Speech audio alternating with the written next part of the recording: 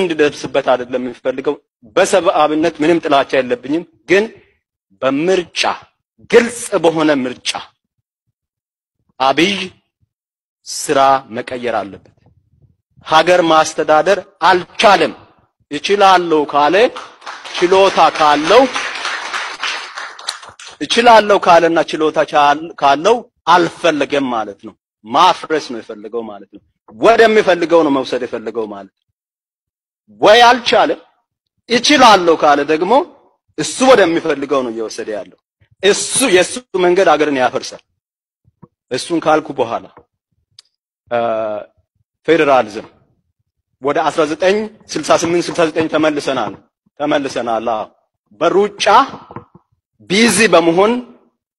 እያምታታ እየሸወደ ወስዶናል ማርታ ብየዋለሁ ማርያም ማርያም ቢሆን ኖሮ ህዝቡን ያዳምጥ ይሰማ ነበር ማርታ ሆነና በዛ ሸወደና እንደ ወንዝ እንደ ወራጅ ውሃ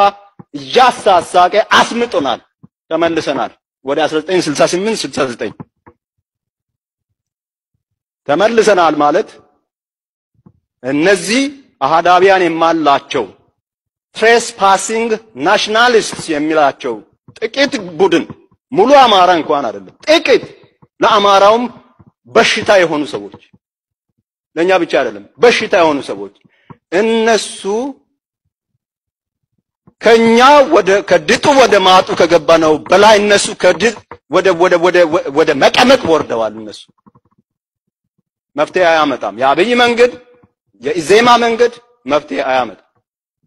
ከተፈጥሮ ጋራ ታግለን ውጤት እናመጣም ነው ባጭሩ እኔ ሲዳማ ነኝ በሲዳማነቴ ማልሸማቀቅና ማልኩራራ ነኝ እንደ ወላይታ ወንድም እንደ ኦሮሞ እንደ አገው እንደ ቅማንት አማራ ያላልኩት የለም ስለተባለ ነው